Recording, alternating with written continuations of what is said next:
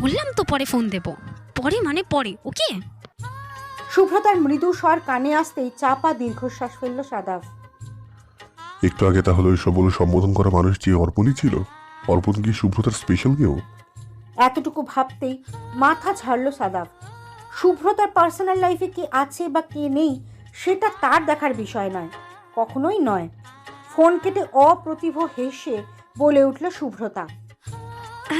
Sorry, তো নিচে যাবেন এখন? সাদাফ মাথা নেড়ে অসম্মতি জানিয়ে বলল। হুম, নিস্তব্ধতা ভালো লাগছে। শুভ্রতা হালকা হাসলো। এক রাশ অস্বস্তি নিয়ে সাদাফ থেকে খানিকটা দূরত্বে এক হাতে ভর দিয়ে রেলিংয়ে ঠেস দিয়ে দাঁড়ালো। আকাশে চোখ রেখে হুট করেই প্রশ্ন করলো। আপনি কি সবসময় কম কথা বলেন? সাদাফ ভ্রু কুঁচকে তাকালো, মৃদু হেসে বলল। না তো, কম কথা বলি না, তবে যতটুকু প্রয়োজন ততটুকুই বলি। শুভ্রতা আর চোখে তাকালো, ছেলে মানুষী গলায় বলল। আপনার প্রয়োজনটাই হয়তো খুব সীমিত। মাঝে মাঝে মনে হয় গুনে গুনে কথা বলেন। একটা শব্দ বেশি বলে ফেললেও বিরাট লস। সাদাফ হাসলো। সাদাফের হাসির মৃদু ঝংকারটা শুভ্রতার কানের যেতেই সচেতন চোখে তাকালো সে। আধো অন্ধকারে সাদাফের হাসি মুখটা দেখার ব্যর্থ চেষ্টা করে কপাল কুঁচকালো শুভ্রতা। সাদাফ ঠোঁটে হাসি মেখে বলল। মানুষভেদে প্রয়োজনের আকার পরিবর্তন হয় শুভ্রতা। তাছাড়া মানুষভেদে প্রয়োজনের সীমাবদ্ধতাও থাকা প্রয়োজন। সীমার বাইরে চলে যাওয়াটা আসলে কিন্তু বিরাট লস। শুভ্রতা ফুস করে নিঃশ্বাস ছাড়ল, মাথা দুলিয়ে বলল। গুরু গম্ভীর কথাবার্তা। আপনারা বড়রা সবসময় এমন সাধু ভাষা টাইপের কথা বলেন কেন বলুন তো? এসব কথাবার্তার অর্ধেক অর্থ আমার মাথার ওপর দিয়ে যায়। সাদাফ আমোদিত গলায় বলল। আমরা বড় না? তার মানে আপনি বড়দের মাঝে পড়ছেন না? আপনি ভীষণ ছোট বুঝি। শুভ্রতা বেশ আত্মবিশ্বাসের সাথে বলল। অবশ্যই ছোট, ভীষণ ছোট না হলেও সীমিত আকারের ছোট। শুভ্রতার মুখে এমন কথা শুনে হেসে ফেলল সাদাফ। সাদাফের হাসিতে খানিক বিব্রত বোধ করলো শুভ্রতা, বোকা বোকা গলায় বলল। এতে হাসির কি হলো? আমি বোঝাতে চাইছিলাম যে আমি মোটামুটি ধরনের ছোট। সাদাফ হাসি চেপে মজার ছলে বলল। ও আচ্ছা, বুঝলাম। তো কোন ক্লাসে পড়েন? না মানে মোটামুটি ছোটরা তো সাধারণত ইন্টার ফার্স্ট ইয়ার বা সেকেন্ড ইয়ারে পড়ে। আপনি কোন ইয়ারে? Second year. শুভ্রতার উত্তরে কেশে উঠল সাদাফ। অবাক চোখে তাকালো, কিছুক্ষণ চুপ থেকে নিজের বিস্ময়টা চেপে নিয়ে বিড়বিড় করে বলে উঠল। সত্যি? আপনাকে এতটা ছোট ভাবিনি আমি। মনে হচ্ছে বাল্য বিবাহ করে ফেলেছি। সাদাফের কথাগুলো বুঝতে না পেরে কপাল কুঁচকে বলে উঠল শুভ্রতা। জি? কিছু না, বলছিলাম এবার সেকেন্ড ইয়ার হলে তো নেক্সট ইয়ার এক্সাম, তাই না? পড়াশোনা কেমন চলছে? এইচএসসি এক্সামটা কিন্তু ক্যারিয়ারের first pillar. All the best. Shubhrata মুখ গোমরা করে বলল। আমি বিবিএ সেকেন্ড ইয়ার। সাদাফ এবার অদ্ভুত চোখে তাকালো, কিছুক্ষণ চুপ থেকে মৃদু হেসে বলল। নাও পারফেক্ট। মানে? সাদাফ উত্তর না দিয়ে বলল। অনেকক্ষণ দাঁড়িয়ে আছি, চলুন না নিচে যাওয়া যাক, সবাই খুঁজছে হয়তো। কথা শেষ করে দরজার দিকে এগিয়ে গেল সাদাফ।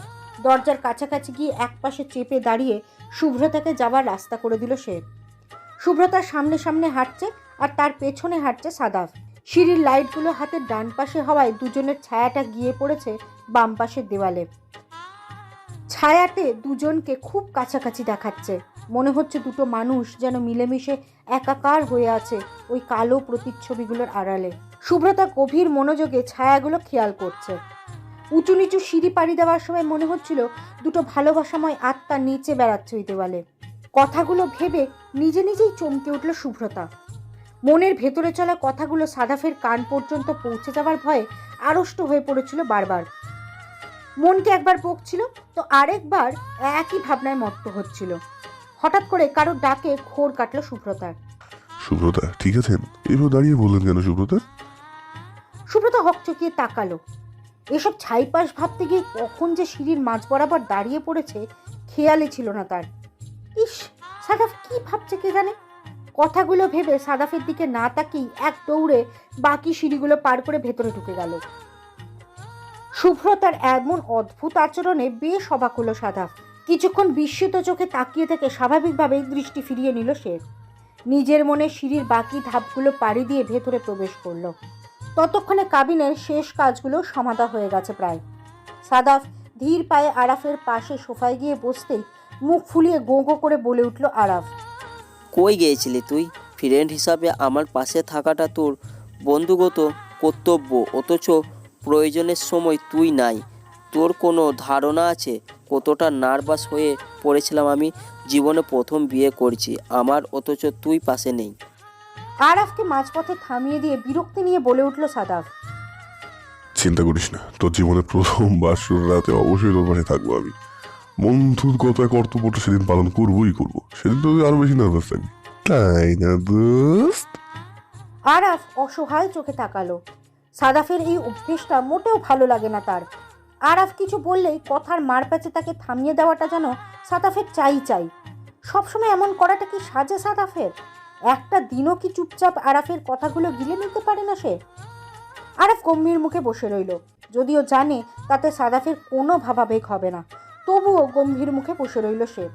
সাদাফ পাত্তা না দিলেও এই সময় মন খারাপ করাটা তার নৈতিক দায়িত্ব। বাসা থেকে বের হয়ে রিকশা নামার সময় পাশের দোকান থেকে গানটির মৃদু সুর ভেসে এলো সাদাফের কানে। আজ পয়লা ফাল্গুন, চারিদিকে রৌদ্রোজ্জ্বল সকালের আলতো স্পর্শ। সেই স্পর্শে মাখামাখি হয়ে গায়ে বাসন্তী রঙের শাড়ি জড়িয়ে বেরিয়ে এসেছে স্কুল কলেজ পড়ুয়া কিশোরীরা। মাথার খোপাটা গাদা পলাশে আগাগোড়া মোড়া। কেউ বা আবার ভালোবাসার মানুষটি হাতে হাত রেখে প্রেম নিবেদনে ব্যস্ত। শহর জুড়ে বসন্ত উৎসবের এত হইচইয়ের মাঝেও সাদাফ নিশ্চুপ। আত্মভোলা সাদাফের এই বিশেষ দিনটির কথা মাথাতেই ছিল না। রিকশায় উঠে রাস্তার মনে মনে রমণীদের বাসন্তী লাল হলুদ রঙের শাড়ি আর ফুলে ফুলে সেজে থাকতে দেখেই পয়লা ফাল্গুনের কথা মনে পড়ল সাদাফের। চারপাশে সচেতন চোখে তাকালো। বনানীর এই বিশাল রাস্তার কোনো কোণেই ফোটা ফুল চোখে পড়ল না তার, গাছে ফোটা ফুল। সাদাফ নিজের মনেই হাসল। ছেলে মেয়েদের এত সাজুগুজু আনন্দ দেখে কবি সুভাষ মুখোপাধ্যায়ের মতো সেও স্বীকার করতে বাধ্য হলো, ফুল ফুটুক আর নাই ফুটুক, আজই বসন্ত। অফিসে পৌঁছে নিজের ডেস্কে বসে কাজে হাত দিতেই কোথা থেকে ছুটে এলেন আবির সাহেব। সাদাফ একবার চোখ তুলে তাকালো। আবির সাহেবকে ভেতরে আসার অনুমতি দিয়ে আবারও হিসেবের খাতায় মন দিল সে। আবির সাহেব হন্তদন্ত করে ভেতরে ঢুকেই বলে উঠলেন, সাদাফ সাহেব, আজকে পহেলা ফাল্গুন মনে আছে তো?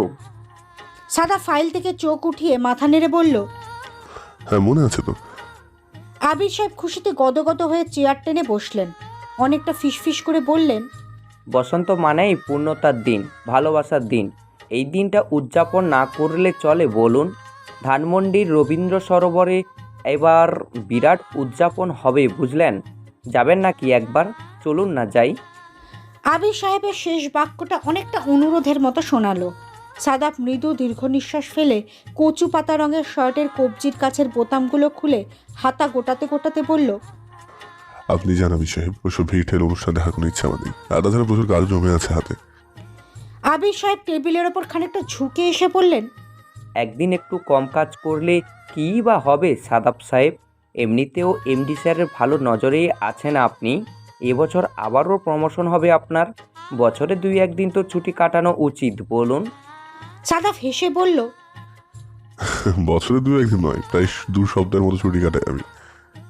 বর্ষাকালে হুটহাট পাহাড়ে ঘুরতে চলে যাওয়ার তো ছুটির মধ্যেই পড়ে, তাই কাজগুলো আগে থেকে গুছিয়ে রাখাটা ভালো। আপনি বরং যান, আমি আমার কাজগুলো শেষ করবো ভাবছি।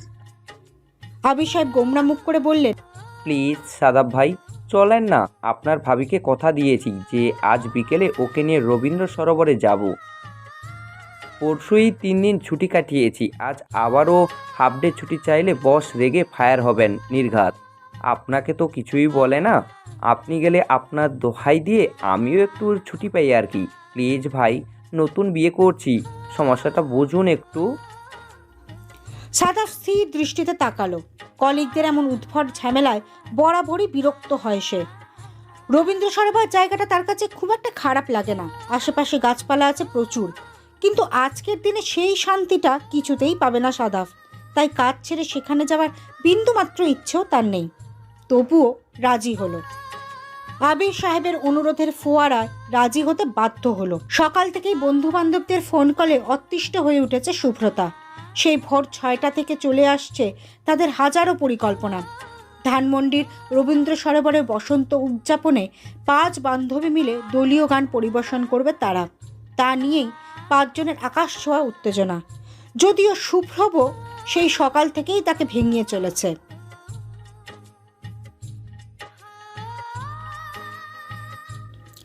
বলে চেঁচিয়ে উঠলেও এখন তেমন একটা মাথা ঘামাচ্ছে না। এর আগে ইন্টার ফার্স্ট ইয়ারে লাস্ট স্টেজ পারফরমেন্স করেছিল সে, তারপর আর ইচ্ছে বা সুযোগ কোনোটাই হয়ে ওঠেনি। আজ আবারও 3-4 বছর পর। ভাবতেই উত্তেজনায় গলা শুকিয়ে আসছে শুভ্রতার। শুভ্রতা সারা বিছানায় হলুদ বাসন্তী লাল শাড়ি আর গহনা ছড়িয়ে ছিটিয়ে পর্যবেক্ষণ করে চলেছে। এক হাত কোমরে রেখে রুমের এক কোণা থেকে অন্য কোণায় পায়চারি করছে। 2-3 বার রুমময় পায়চারি করার পর ফোনের ভাইব্রেশনে দাঁড়িয়ে পড়ল শুভ্রতা। এক গাদা শাড়ি সরিয়ে ফোন খুঁজে বের করে অস্থির পায়ে আবারও হাঁটতে লাগলো সে। ও পাশ থেকে অলস গলায় বলে উঠল শেফা, ফোন দিয়েছিলি সুফি? সরি রে, ঘুমিয়েছিলাম। ফোনে কথা বলতে বলতে রাত ভোর করে ঘুমালে। 10টা পর্যন্ত পড়ে পড়ে না ঘুমিয়ে আর কি করবে আপু? জামাই পাইয়া এখন সে ইনোসেন্ট বোনটাকে ভুলে গেছো তুমি আপু। শেফা ভ্রু কুচকে বলল, ধুর, কি সব বলছিস? জামাইয়ের জায়গায় আর তুই তোর জায়গায়। এনিওয়ে, কেন ফোন দিছিলি সেটা বল। শুভ্রতা এবার শান্ত হয়ে বসলো, চিন্তিত গলায় বলল, বাসন্তী রঙের ব্লাউজ আছে তোমার আপু? সবাই মিলে প্ল্যান করছি বাসন্তী বা লাল শাড়ি পরবো, অথচ এন্ড মোমেন্টে এসে দেখছি বাসন্তী রঙের ব্লাউজই গায়েব। কি ভয়ানক অবস্থা ভাবতে পারছো? তার উপর 3টে অনুষ্ঠান। তোমার আছে নাকি আপু? শেফা খানিক ভেবে বলল, তা তো আছে, কিন্তু আমারটা কি তোর হবে? তুই যে হ্যাংলা পাতলা মানুষ। শুভ্রতা তাড়াহুড়ো করে বলল, সমস্যা নেই, আমি ঠিক করে নেব। তোর সমস্যা না হলে আমারও সমস্যা নেই, এসে নিয়ে যা। আমি এত দূর যেতে পারবো না। তুমি তো অনুষ্ঠান দেখতেই আসবে। রবীন্দ্র সরোবর থেকে আমাদের বাসা তো বেশি দূরে নয়। তুমি একটু দিয়ে যাও না প্লিজ প্লিজ। শেফা অবাক হয়ে বলল, আরে, উত্তরার মুক্ত মঞ্চেও তো অনুষ্ঠান হবে, এখানে রেখে অত দূরে ধানমন্ডি কেন যাবো বলতো? শুভ্রতা নিচের ঠোঁট কামড়ে খানিক ভাবল, মুহূর্তেই দুষ্টু হাসি খেলে গেল তার ঠোঁটে। বিছানায় আরাম করে বসে বলল, আপু, প্রেম করার জন্য ধানমন্ডি লোকের মতো দারুণ জায়গা কি আর আছে? কেবিন হয়েছে মাত্র তুলে নিয়ে যেতে প্রায় 7-8 মাস। চুটিয়ে প্রেম করার মতো এত বড় সুযোগ হাতছাড়া করবা তুমি? আমি তোমার ছোট হলেও ছোট বোনের কথাটা একটু ভেবে দেখো।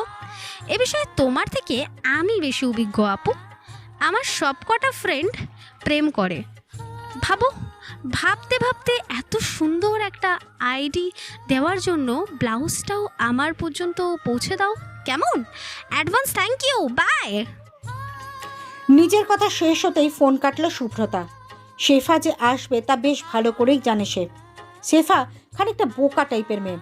একটা কিছু ওর মাথায় ঢুকিয়ে দেওয়া গেলে তার সহজে বের হয় না মাথা থেকে। শুভ্রতা একটা দীর্ঘশ্বাস ফেলে জানলার গ্রিল ধরে দাঁড়ালো। দূরের রাস্তা দিয়ে হেঁটে চলা প্রেমী যুগলদের দেখে মৃদু হাসি ফুটে উঠল ঠোঁটে। ছেলেদের গায়ে পড়া বাসন্তী রঙের পাঞ্জাবি দেখে হঠাৎই সাদাফের কথা মনে পড়ল তার। মনের এক কোণে সাদাফকে দেখার সূক্ষ্ম ইচ্ছে মাথা চাড়া দিয়ে উঠল। আচ্ছা, বাসন্তী রঙের পাঞ্জাবিতে কেমন লাগবে সাদাফকে? এই রঙের পাঞ্জাবির সাথে ঘন চুলগুলো কিভাবে গোছাবেই তুমি?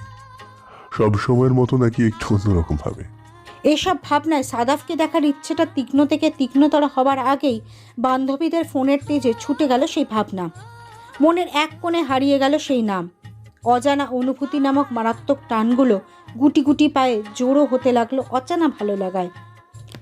বিকেল 3টে। ধানমন্ডি লেকের রবীন্দ্র সরোবরটি সেজে উঠেছে এক নতুন সাজে। বিভিন্ন বয়সী মানুষের আনন্দের জোয়ার যেন লেগে আছে প্রতিটি সবুজ ঘাসে।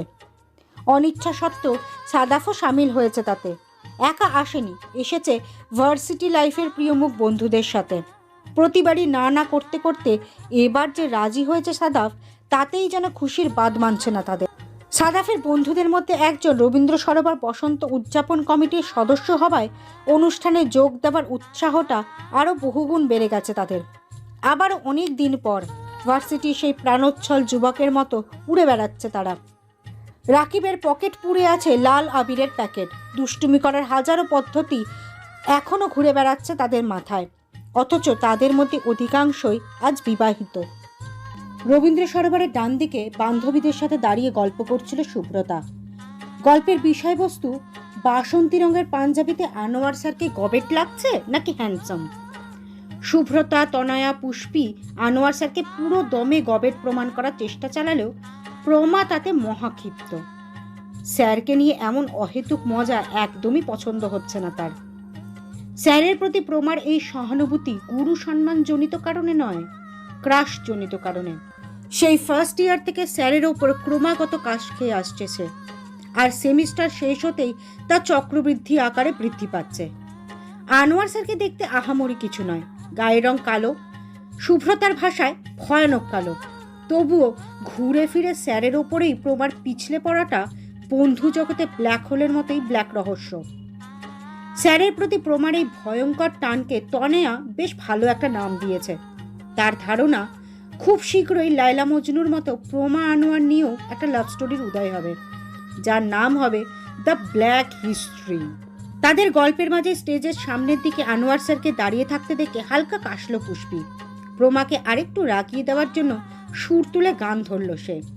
রোমার কালোচান যখন হলুদ পাঞ্জাবি পইরা স্টেজের সামনে দিয়ে হাইটা যায়, আহা বুকটা ফাইটা যায়, আমার বুকটা ফাইটা যায়। পুষ্পীর গানটা কানে যেতেই চোখ গরম করে তাকালো প্রমা, সাথে সাথে হাসিতে ফেটে পড়ল তনয়া। তনয়ার হাসিটা বরাবরই বেশি, একবার হাসি শুরু করলে দুনিয়া অন্ধকার করে হাসিতে লেগে যায়। শুধুমাত্র এই হাসির জন্যই ডিপার্টমেন্টে হাইয়েস্ট র্যাঙ্ক খেয়েছে সে। শুধু তাই নয়, নিস্তব্ধ ক্লাসে হঠাৎই তনয়া দম ফাটা হাসিতে ফেটে পড়ায় 4 বান্ধবীকেই ক্লাস থেকে বহিষ্কৃত হতে হয়েছে বহুবার। তনয়ার হাসির ধমকে হেলে গিয়ে পড়ল শুভ্রতার গায়ে। শুভ্রতাও অল্প বিস্তর হাসছিল। তনয়ার হঠাৎ এভাবে এলিয়ে পড়াটা ঠিক সামলে উঠতে পারল না সে। দুপা পিছিয়ে গিয়ে ধাক্কা লেগে গেল কারো গায়ে। বাম পাটা গিয়ে পড়ল পেছনে থাকা আগন্তুকের ডান পায়ে। আচমকা এমন একটা ঘটনায় থতমত খেয়ে গেল শুভ্রতা। আকস্মিকতা শব্দটা বরাবরই তার স্বভাব বিরোধী। কোনো এক অদ্ভুত কারণে আকস্মিক বিষয়গুলোতে সহজ হয়ে উঠতে পারে না সে। হাজারো জড়তা যেন টেনে খিঁচে আঁকড়ে ধরে তাকে। শুভ্রতার বিভ্রান্তিকর পরিস্থিতিতেই পা ধরে লাফিয়ে উঠল আগন্তুক। দাঁতে দাঁত চেপে বলে উঠল, আরে চোখে দেখেন না নাকি? উফ, একে তো 10 ফিট আকারের হিল পড়ছে, তার উপর আবার লাফালাফি। আপনারা তো হিল দিয়েই মার্ডার করে ফেলবেন ম্যাডাম। শুভ্রতা জিভা দিয়ে ঠোঁট ভিজিয়ে নিয়ে চোখ পিটপিট করে তাকালো। পাশ থেকে কড়া গলায় বলে উঠল পুষ্পী, তো আপনার চোখ কোথায় ছিল মিস্টার? যেচে যেচে মার্ডার হতে আসলেন কেন শুনি? এই ভিড়ের মাঝে 2-1টা পাড়া খাওয়া কোনো ব্যাপারই না, নিজের রাস্তা মাপুন চান। পুষ্পীর ডান হাতটা খামচে ধরে অসহায় চোখে তাকালো শুভ্রতা। ফিসফিস করে বলল, থাম না দোস্ত, প্লিজ। পাবলিক প্লেসে সিন ক্রিয়েট কেন করছিস? ছ্যাঃ। এটুকু বলতেই থেমে গেল শুভ্রতা। তাদের পাশে দাঁড়িয়ে থাকা মানুষটির গভীর চোখের চাহনি দেখে হঠাৎই বিহ্বল হয়ে পড়ল সে। সাদাফ আর তার বন্ধুরা লেকের দিকে যাচ্ছিল। হঠাৎই এমন দুর্ঘটনায় দাঁড়িয়ে পড়তে বাধ্য হলো তারা। আর এই দুর্ঘটনার মূল কেন্দ্রবিন্দু শুভ্রতাকে দেখে অবাকও হতে হলো তাকে। বাসন্তী পাড়ের টকটকে লাল শাড়ি পরেছে সে, ঠোঁটে লাল লিপস্টিক, চোখে কালো কাজল, কপালে ছোট্ট কালো টিপ, খোপায় মোড়ানো ফুল আর মাথায় ক্রাউন। সব মিলিয়ে যেন ফুলে ফুলে খেলে ওঠে প্রকৃতির রানী। শুভ্রতার চাপা বোচা নাকটাই কেন জানি অদ্ভুত ভালো লাগায় মুক্ত করছে সাদাফকে। বারবারই মনে হচ্ছে, না, শুভ্রতাকে গ্রিকদের মতোই খাড়া নাকে মানাতো না। সেই প্রথম থেকেই রাকিবের ঝগড়া আর শুভ্রতার হতবিহ্বল মুখটা খেয়াল করছিল সে। শুভ্রতাকে তার দিকে তাকাতে দেখেই চোখ ফেরালো সাদাফ। রাকিবের দিকে তাকিয়ে বলল, ছাড় না দোস্ত, ঘুরতে এসে মেয়েদের সাথে লেগে বসলে চলে? মাইয়া মানুষ, ছেড়ে দে। ইচ্ছাকৃত ভাবে তো করেনি, অ্যাক্সিডেন্টলি হয়েছে, চল তো। সাদাফের এই কথাটাও ঠিক হজম হলো না পুষ্পীর। ফোঁস করে বলে উঠল, what do you mean by মায়া মানুষ? মায়া মানুষ বলে কি বোঝাতে চাইছেন আপনি? হ্যাঁ, সাদাফ ভ্রু কুচকে তাকালো। মাইয়া মানুষ বলতে মেয়ে মানুষ বোঝাতে চাইছি। আজকালকার মেয়েদের IQ যে এতটা খারাপ জানা ছিল না আমার। এই চল তো। কথাটা বলে এক মুহূর্ত দাঁড়ালো না সাদাফ। মেয়ে নামক প্রাণীটার সাথে অযথা কথা বাড়ানোটা একদমই পছন্দ নয় তার। রাকিবও দাঁত কেলিয়ে হেসে সাদাফের পিছু হাঁটা দিল।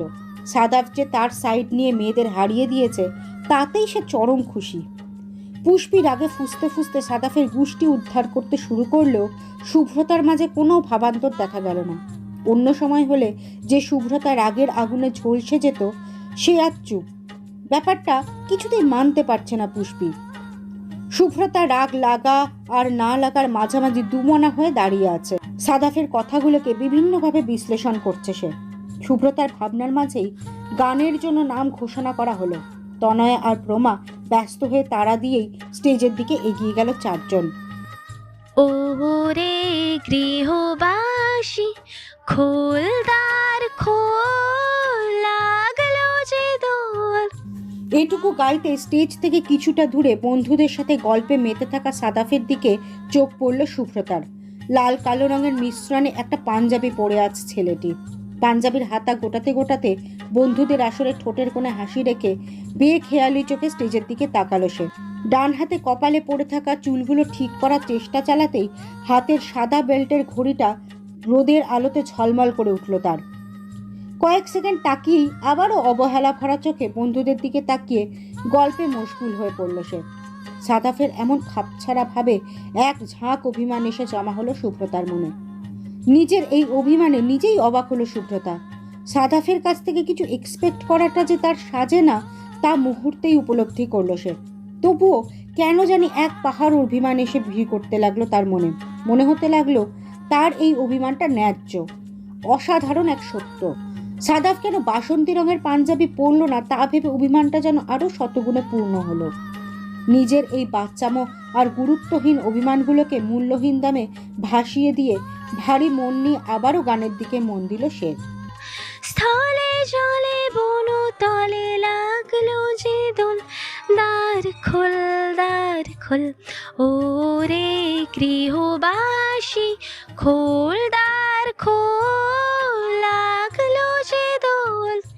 স্থলে জলে বনো তলে লাগলো যে দোল, দ্বার খোল, দ্বার খোল, ও রে গৃহবাসী।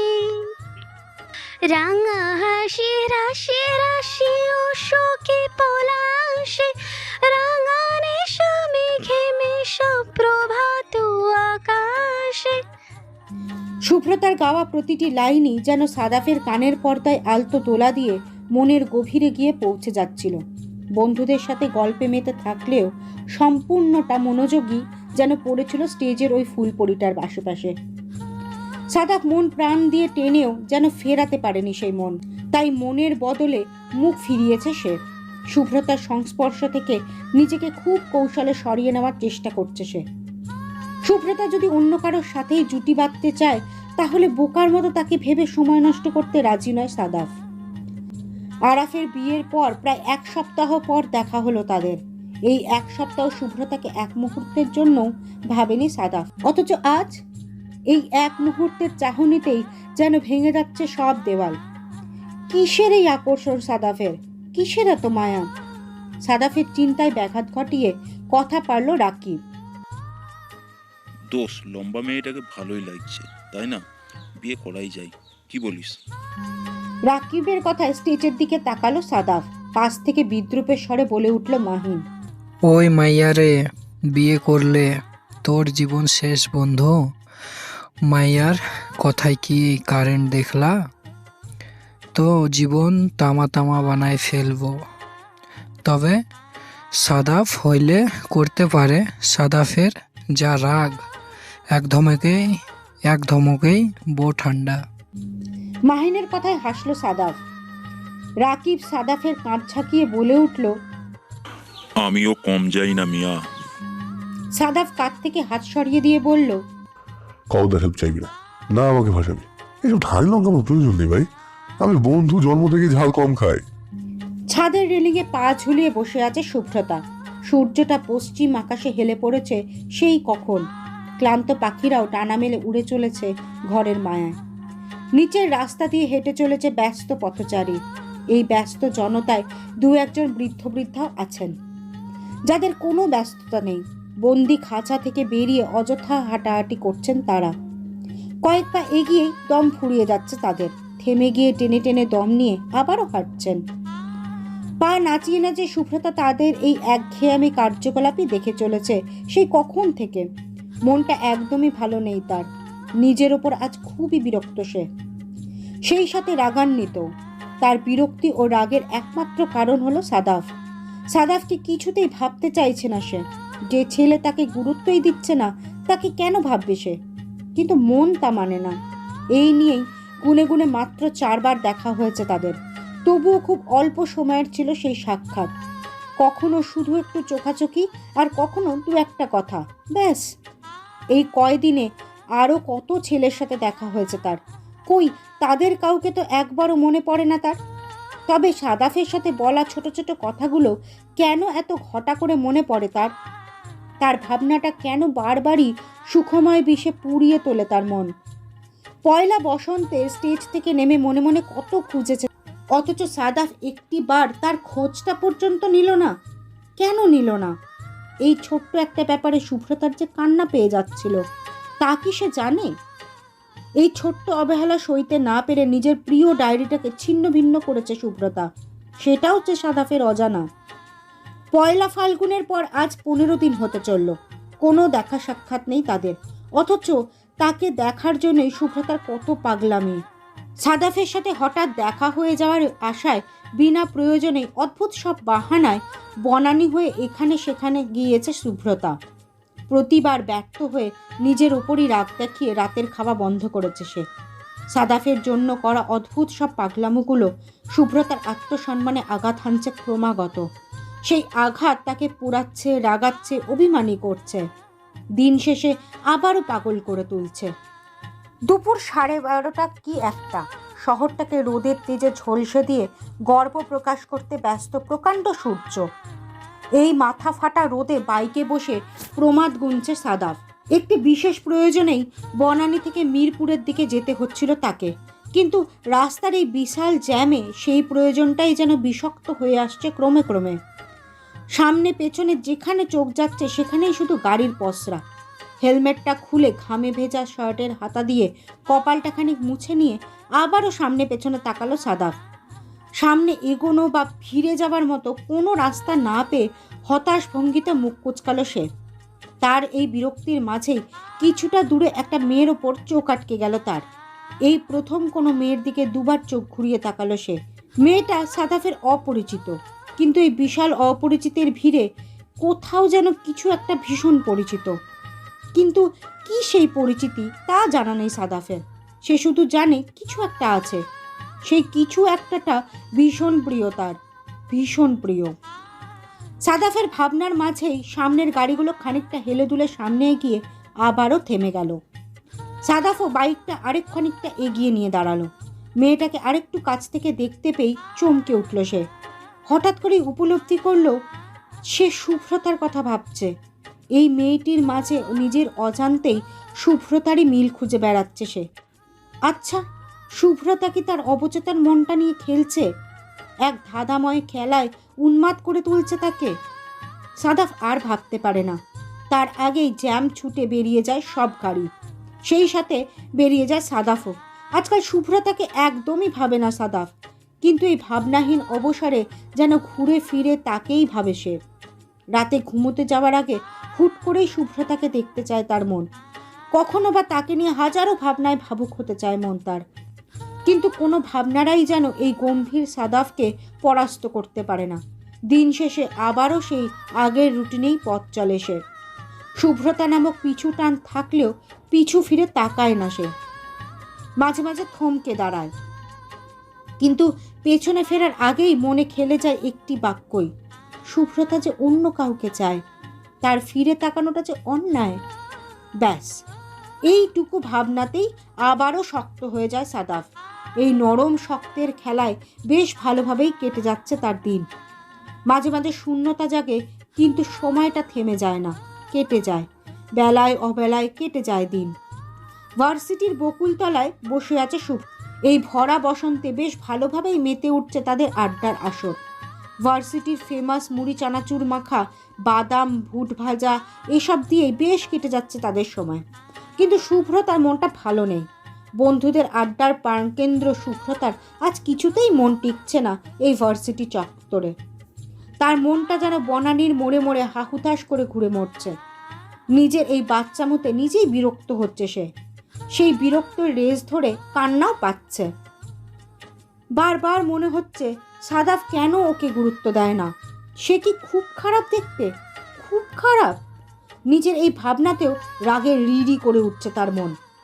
একটা ছেলের সামনে নিজেকে বেহায়ার মতো উপস্থাপন করতে চাইছে কি সে? ছি, কি নীচ তার মানসিকতা।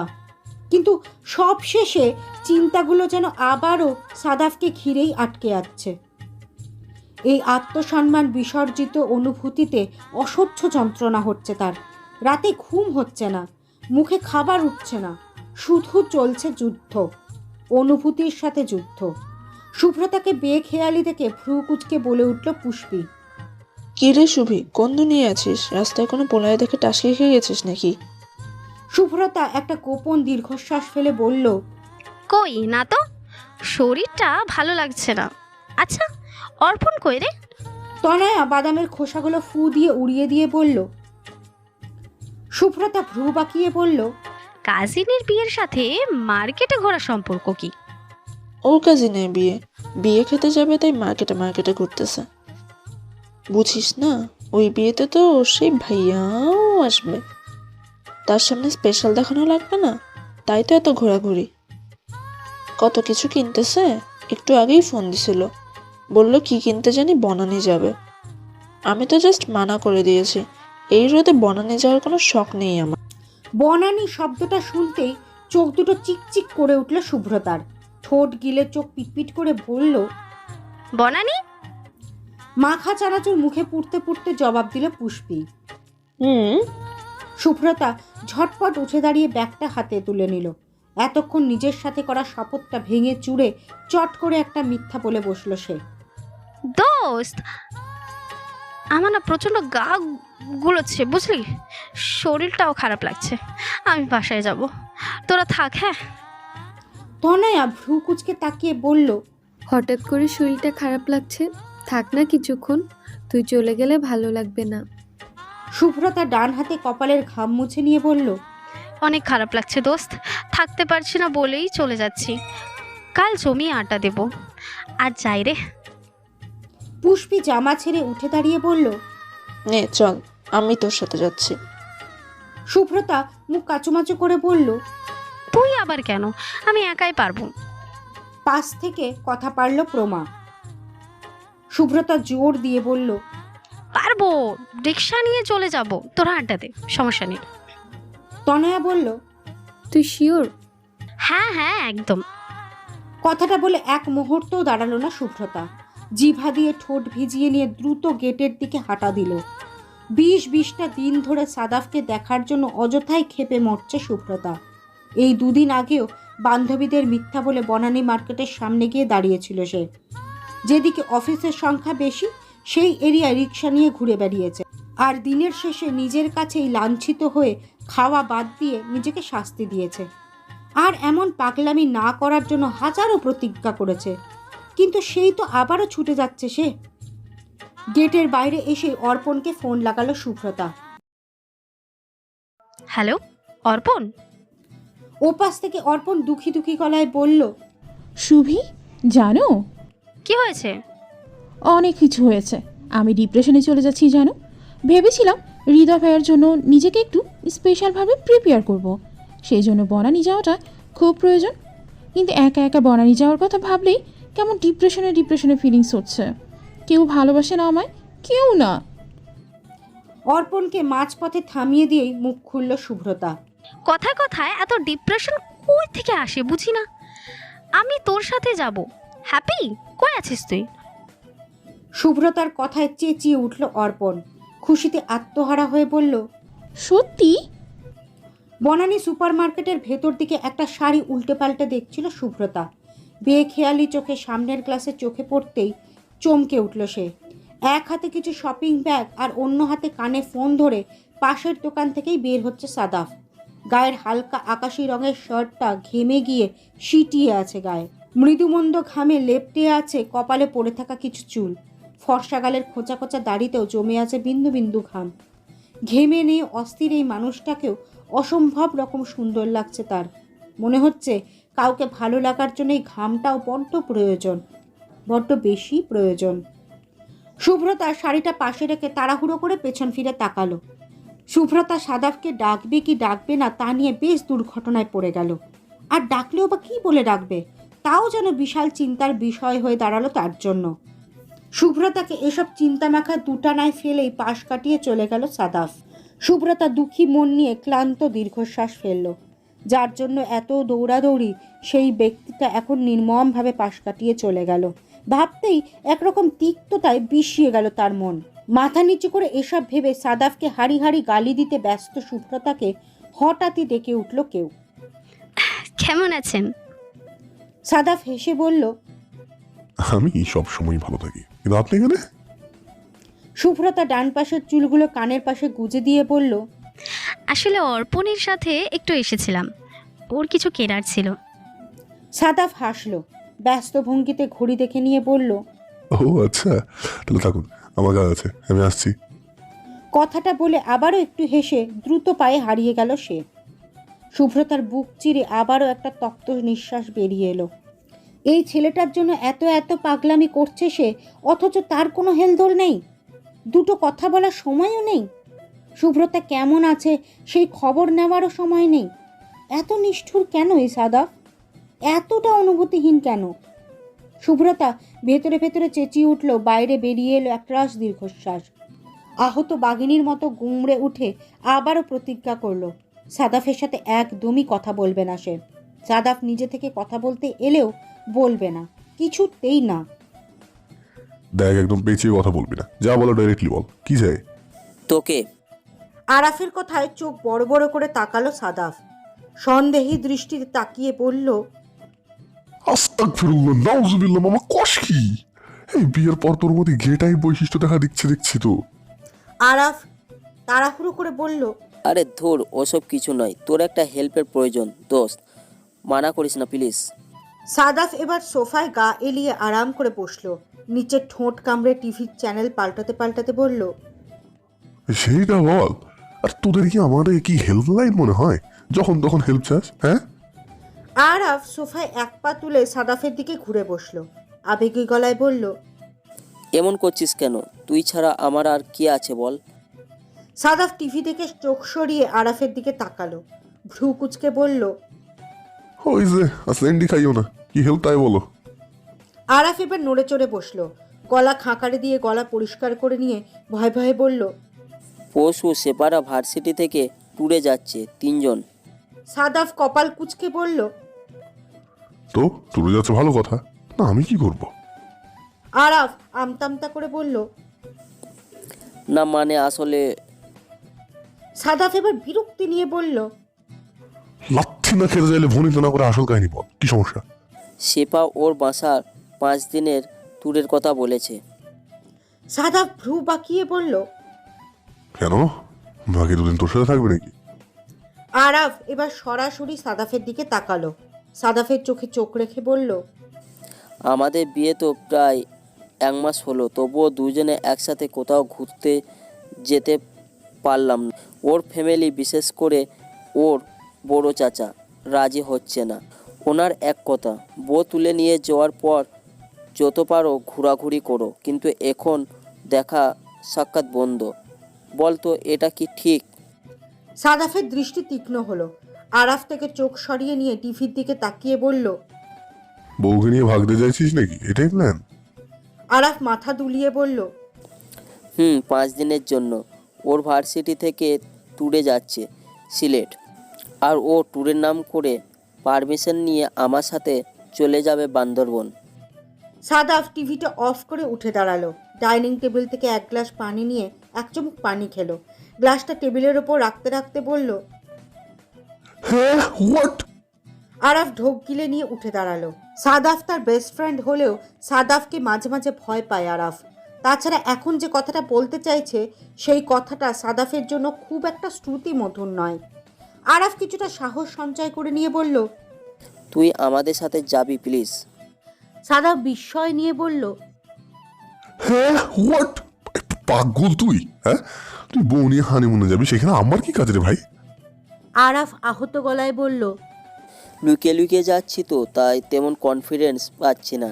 তুই তো জানিস আমি অ্যান্ড মুভমেন্টগুলো উল্টোপাল্টা কিছু করে ফেলি। এর আগে বান্দরবনে মাত্র একবার গিয়েছিলাম আমি। যদি এখন গিয়ে কোনো সমস্যায় পড়ি, সেপার সাথে থাকাটা ভয়টা আরও বেশি। তাছাড়া কোনো কারণে বাড়িতে জানাজানি হলে আমি ব্যাপারটা সামলাতে না পেরে আরও গুলিয়ে ফেলবো। তুই সাথে থাকলে একটা ভরসা পাবো। প্লিজ দোস্ত, তোর তো বান্দরবনে নকাশার মুখোশ, রাজি হয়ে যা না প্লিজ। সাদাফ মাছি তাড়ানোর মতো হাত নাড়িয়ে বলল, ইম্পসিবল। আরে বান্দরবন আহামরি কিছু নয় যে হারিয়ে যাবি, দরকার বলে গাড়ি নিয়ে নিবি, বাট আমি যাচ্ছি না। তুই বউয়ের সাথে রোম্যান্স করে বেড়াবি সেখানে, শালা আমি গিয়ে কি করবো? গিয়ে আঙ্গুল চুষবা? সেটা গিয়ে এমপ্রেসড হওয়ার কোনো ইচ্ছে আমার নেই। আর তাছাড়াও আমার অফিস আছে। আরাফ যুক্তি দেওয়ার মতো ভঙ্গি করে বলল, তোর তো এমনিতেও একা একা পাহাড়ে ঘুরতে ভালো লাগে, আমাদের সাথে গেলে সেই প্রাইভেসিটা তুই পাচ্ছিস। আমরা তো শুধু হোটেলে থেকে এদিক ওদিক ঘুরবো, বাকিটা সময় তো তুই নিজেই মতো ঘুরে বেড়াতে পারিস। প্লিজ দোস্ত। সাদাফ মুখ দিয়ে বিরক্তিদায়ক শীষ তুলে বলল, দেখ আরাফ, অযথা রিকোয়েস্ট করিস না প্লিজ। আরে তোদের সাথে এইভাবে আমি, আরে দেখতে কেমন একটা দেখায় না রে। তোরা দুজন কাপল, আমি একা সিঙ্গেল। আর তাছাড়া আমি খুবই এম্বারেসড ফিল করবো, অফিসও আছে, অযথা 5 দিনের জন্য ছুটি নিতে পারবো না। তোরা জানা না ভাই। আরাফ মুখ কালো করে বলল, বন্ধুর জন্য ছুটি নেওয়াটা অযথা। তাছাড়া 5 দিন তো ছুটি নিতে হচ্ছে না তোকে। আজ তো 23 তারিখ, আমরা না হয় দেবো 25 তারিখ রাতে গাড়িতে। 26শে মে তো সরকারি ছুটি, আর 27-28 হলে শুক্র শনিবার। তুই শুধু 19 তারিখ ছুটিটা নিয়ে নে, তাহলেই হবে। তুইও তো অনেক দিন পাহাড়ে যাস না, 3 দিন যখন একটা ছুটি পাচ্ছিস, তা কি আর ওয়েস্ট করা ঠিক হবে? চল না সাথে, তোর সব খরচ আমার যা। সাদাফ মৃদু হেসে বলল, বেশ ভালো কনভিন্স করে শিখে গেছিস। ঢাকা থেকে বান্দরবন যেতে কি এমন খরচ পড়ে যে আমার খরচ ওঠাতে চাইছিস তুই? ইডিয়েট কোথাকার। আরাফ বাঁকা চোখে তাকিয়ে বলল, তার মানে তুই কনভিন্স হয়েছিস? সাদাফ হেসে ফেলল, বলল, অলমোস্ট। সাথে সাথেই সাদাফকে জাপটে ধরল আরাফ। খুশি খুশি গলায় বলল, প্রিয় দোস্ত। আরাফের পেটে ঘুষি দিয়ে তাকে সরানোর চেষ্টা করে বলে উঠল সাদাফ, সর শালা, তোর চরিত্রে সমস্যা আছে নির্ঘাত। এই মাইয়াদের মতো কথায় কথায় এই গায়ে ল্যাপটাস কেন বলতো? কি যে বলিস না তুই, তুই যা খুশি দিয়েছিস আমায়, তার জন্য তোকে একটা চুমু দিতে ইচ্ছে করছে, দিব নাকি? আরাফকে 2 হাতে ঠেলে দিয়ে ভ্রু কুচকালো সাদাফ। কোমর বরাবর একটা লাথি বসি দিয়ে বলল, তুই না আসলে একটা কি, বাট আই ওয়ান্ট মি। এই দূরে থাকতো। সাদাফের কথায় হেসে ফেলল আরাফ। সোফায় ধপ করে বসে গা এলিয়ে দিয়ে বলল, আজ তুই যা বলিস না কেন, আই ডোন্ট মাইন্ড। বিরাট আনন্দ মুহূর্ত হচ্ছে বন্ধু। আহ। জানলার গ্রিল ধরে বাইরে তাকিয়েছিল শুভ্রতা। ছাদে শুভ্রভ তার বন্ধুদের সাথে গানের আসর জমিয়েছে। তাদের গিটারের টুংটাং আর গানের আওয়াজটাই ঘুরে ফিরে কানে এসে লাগছে শুভ্রতার। বিছানায় ছড়িয়ে ছিটিয়ে আছে এক গাদা জামা কাপড়, তার পাশেই পড়ে আছে মাঝারি আকারের একটা লাগেজ। কাল সেফার সাথে ট্যুরে যাচ্ছে সে। তার এই যাত্রা যতটা না নিজের ইচ্ছে, তার থেকে বেশি মা আর বড় খালামুনির আগ্রহে। শুভ্রতার মায়ের মাথায় একটা বদ্ধমূল ধারণা জন্মেছে যে শুভ্রতা এই ঢাকা শহরে আটকে থাকতে থাকতে দিন দিন অসামাজিক এবং বিকারগ্রস্ত হয়ে পড়ছে, আর তার এই অবস্থার উন্নতি একমাত্র ঢাকার বাইরেই সম্ভব। বড় খালামনির মহান উক্তি মতেই সেফার সাথে যেতে রাজি হতে হয়েছে তাকে। তবে সেফা ব্যাপারটায় খুব একটা খুশি বলে মনে হচ্ছে না। যখন থেকে শুভ্রতাকে সাথে নেওয়ার কথা বলা হচ্ছে, তখন থেকেই চোখ মুখ কুঁচকে মুখ ভার করে বসে আছে সে। কেন এমন করছে কে জানে। একটা ছোট দীর্ঘশ্বাস ফেলে জানলার পর্দা টেনে দিয়ে বিছানায় গিয়ে বসলো শুভ্রতা। প্রায় সাথে সাথেই কল করলো সেফা। ফোনটা রিসিভ করে হ্যালো বলার আগেই ওপাশ থেকে ব্যস্ত ভঙ্গিতে বলে উঠল সেফা। এই সুভি শোন, তোকে আমি একটা গোপন তথ্য দিচ্ছি। সো মাস সিক্রেট, বুঝলি? খবরদার কারোর সামনে মুখ খুলবি না। সেফার কথা শুনে মুখের ভেতর কিছুটা অম্ল ভাব হলো শুভ্রতার। বিরক্তি ভাব নিয়ে বলল, আগে সিক্রেট কথাটা কি সেটা তো বল। বলছি তো, বলার স্পেস না দিলে কি করে বলবো? কথার মাঝে কথা কাটবি না, চুপচাপ শোন। এইটুকু বলে থামল সেফা। শুভ্রতার কোনো সারা শব্দ না পেয়ে বলল, কথাটা হলো আমরা ট্যুরে যাচ্ছি না। শুভ্রতা অবাক হয়ে বলল, যাচ্ছি না? আচ্ছা ঠিক আছে, আমি আম্মুকে বলে দিচ্ছি যে যাচ্ছি না। সেফা তাড়াহুড়ো করে বলল, তুই আসলে একটা গবেট। খালামণিকে যদি দিতেই হয় তাহলে এটাকে টপ সিক্রেট বললাম কেন শুনি? খালামণি আর আম্মুর জানা মতে আমরা ট্যুরে যাচ্ছি, কিন্তু আমাদের জানা মতে আমরা ট্যুরে যাচ্ছি না। শুভ্রতা ভ্রু কুঁচকে বলল, মানে কি? বনিতা বন্ধ করে সরাসরি বলো তো, যাচ্ছি না আবার যাচ্ছি, এসবের মানেটা কি? মানেটা খুব স্পষ্ট, আমরা ট্যুরে যাচ্ছি, কিন্তু ভার্সিটি থেকে সিলেটে নয়, বান্দরবনে।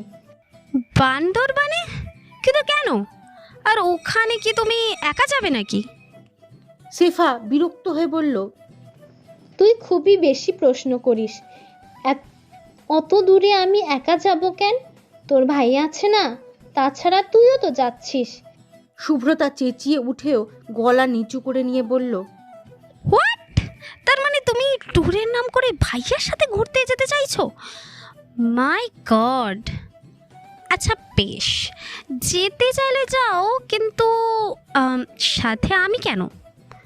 আমি আম্মুকে বলছি আমি যাব না। তোমাদের দুজনের সাথে এক্সট্রা আমি? No way. সেফা রাগী গলায় বলল, একদম বেশি বুঝবি না। যদিও তোকে নিয়ে যাওয়ার বিন্দুমাত্র ইচ্ছে আমার নেই, কিন্তু আমার মায়ের মতো মহিলা এই হুট করে না যাওয়ার কারণটা খুঁটিয়ে খুঁটিয়ে ঠিক বের করে ফেলবে। তাই অনিচ্ছা সত্ত্বেও তোকে নিয়ে যেতেই হবে। শুভ্রতা কাঁদো কাঁদো গলায় বলল, প্লিজ আপু, তোমরা হাজব্যান্ড ওয়াইফ একসাথে টাইম স্পেন্ড করবে, সেখানে আমি কিভাবে? নিজেকে খুব উটকো উটকো লাগবে। আর আমি একা একা ওইখানে কী বা করবো? সেফা দায়সারাভাবে বলল, এত টেনশন নিস না তো, আমি তো আছি। আর তোর ভাইয়াও খুব ফ্রি মাইন্ডের। তাছাড়া তোর জন্য আলাদা রুম তো বুক করা হবেই। বেশি খারাপ লাগলে নয় ঘুমিয়ে টিভি দেখিয়ে কাটিয়ে দিবি সময়। আমার জন্য এইটুকু তো করতেই পারিস বোন, প্লিজ। আরও কিছু টুকিটাকি কথা বলে ফোন রাখলো সেফা। শুভ্রতা মুখ কালো করে বসে রইল। নেক্সট 4টে দিন যে খুবই বাজে কাটতে চলেছে তা বেশ বুঝতে পারছে শুভ্রতা। এমনিতেই মন মেজাজ ভালো না, তার ওপর এমন উটকো ঝামেলা একদমই সহ্য হচ্ছে না শুভ্রতার। বিছানায় পা ছড়িয়ে কাঁদতে ইচ্ছে করছে, নয়তো আরাফের সব চুল টেনে ছিঁড়ে ফেলতে ইচ্ছে করছে। একমাত্র এই ছেলেটার জন্যই মনের এই বিধ্বস্ত হাল শুভ্রতার। এই ছেলেটার জন্যই অ্যাক্সিডেন্টলি বিয়ের পিঁড়িতে বসতে হলো। দ্বিতীয় এবং তৃতীয়বারের মতো সাদাফের সাথে দেখা হলো, এখন আবার এই ট্যুর। শুভ্রতা বিছানায় গা এলিয়ে দিয়ে মুখ ফুলিয়ে নিঃশ্বাস ছাড়ল। চোখ বুজে আগামী 4টে দিনের কথা ভাবতে লাগলো। কি জানে কতটা বিরক্তির হবে সেই দিনগুলো। ঘড়িতে 10টা বাজে। বাস স্ট্যান্ডের একপাশে দাঁড়িয়ে আছে সাদাফ। গায়ে ছাই রঙের টি শার্ট, তার উপর কালো সাদা চেক শার্ট। শার্টের বোতামগুলো খোলা, টি শার্টের গলায় ঝোলানো সানগ্লাস। পরনে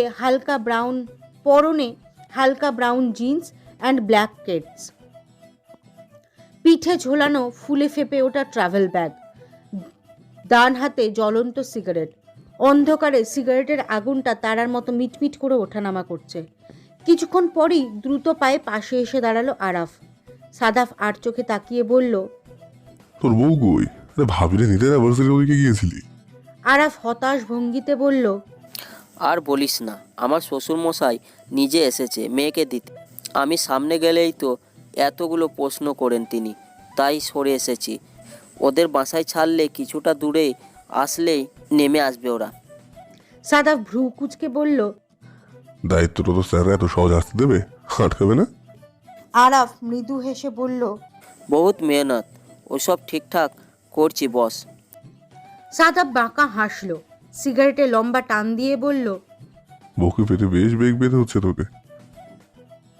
ওদের কথার মাঝেই অন্ধকার ভেদ করে গুটি গুটি পায়ে এদিকে এগিয়ে এলো দুজন মেয়ে।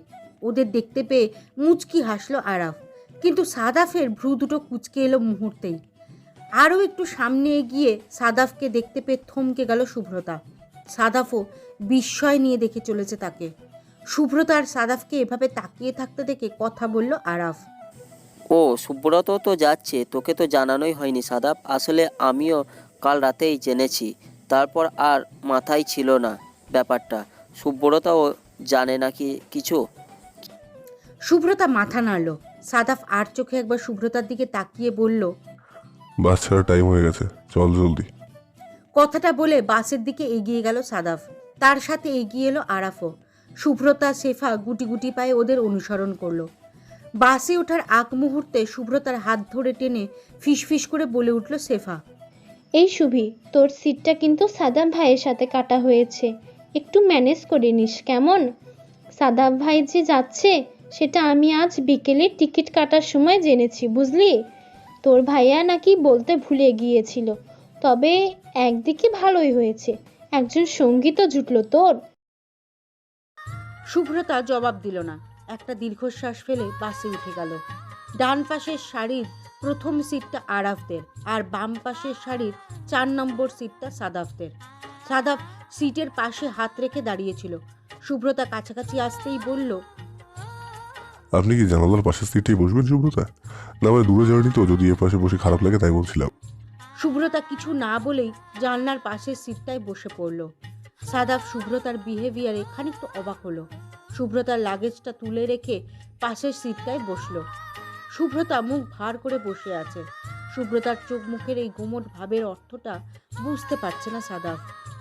শুভ্রতা কি অসুস্থ? সাদাফ মৃদু গলায় প্রশ্ন করল।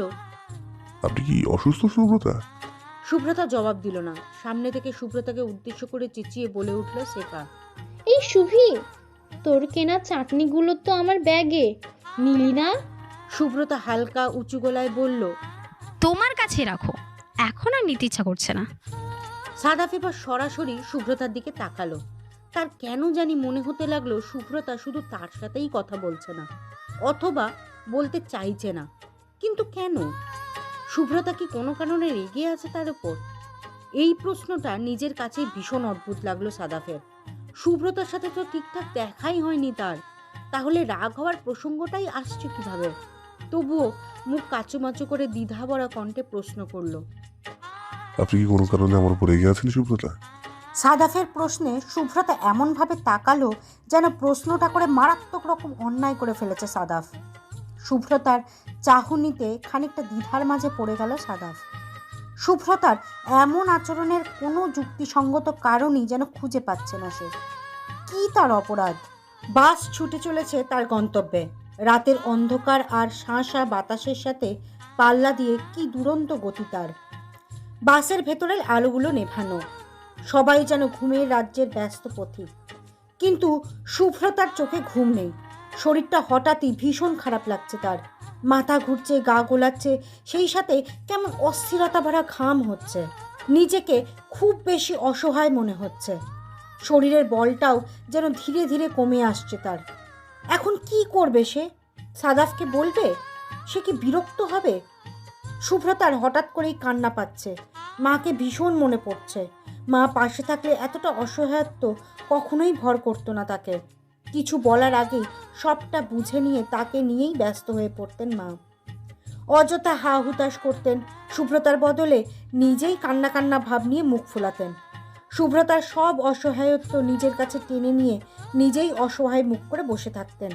শুভ্রতার একটু আর্ত চিৎকারেও চমকে উঠতেন।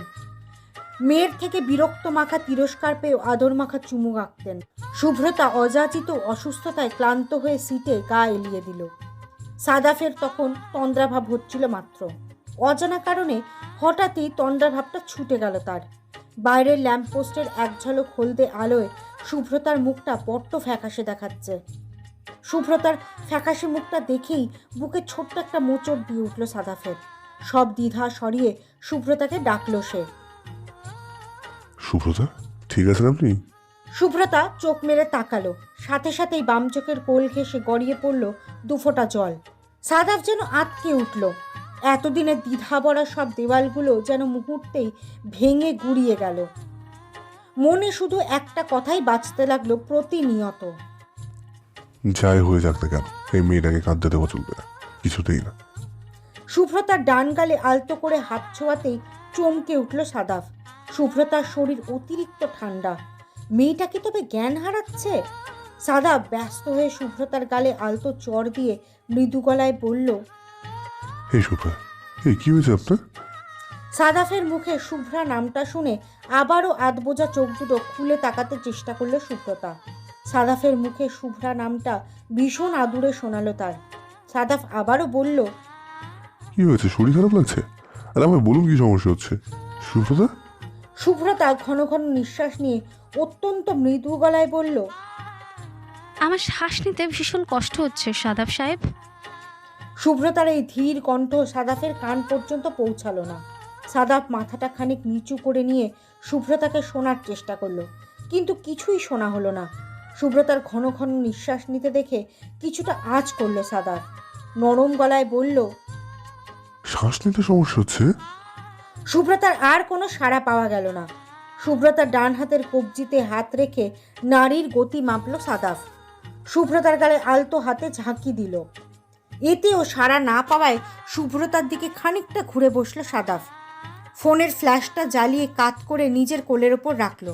শুভ্রতার গলায় গোলাপি রঙের ওড়না প্যাঁচানো ছিল। সাদাফ কিছুটা দ্বিধা ভরা চোখে তাকিয়ে থেকে শুভ্রতার প্যাঁচানো ওড়নাটা খুলে নিল।